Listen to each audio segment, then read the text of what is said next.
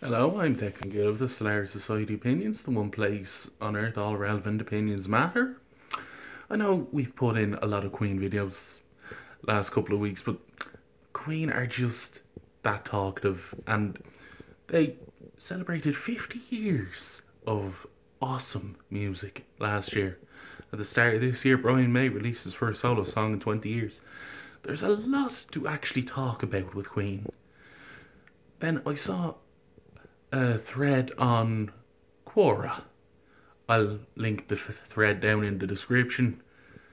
It got me thinking, if Freddie didn't actually die, would John Deegan have remained with Queen until they decided to stop releasing new music?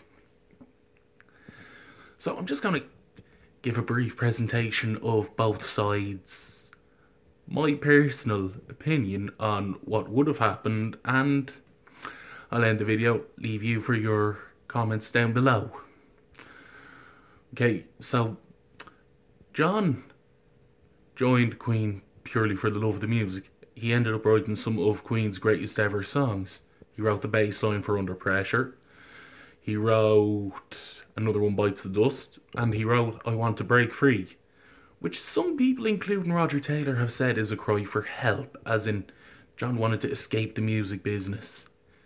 He wasn't happy being there anymore. John is a very shy and humble man, saying he was just the bass player. And yeah, he was just the bass player, but he also wrote some of Queen's best songs that I've just mentioned.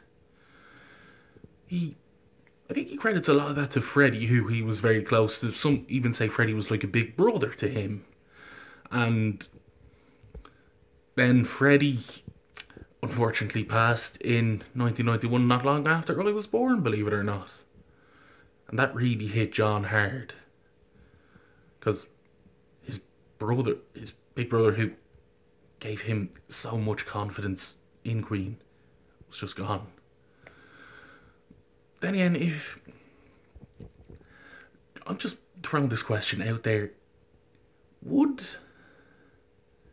if John wasn't so happy being in Queen anymore, how come he stayed 6 years after Freddie's death?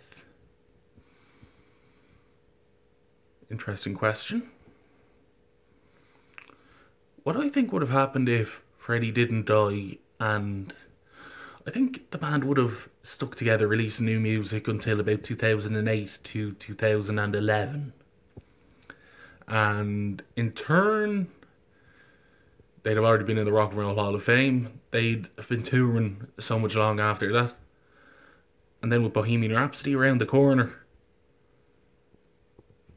there's no chance they'd have actually run out of money. But what made Queen so special?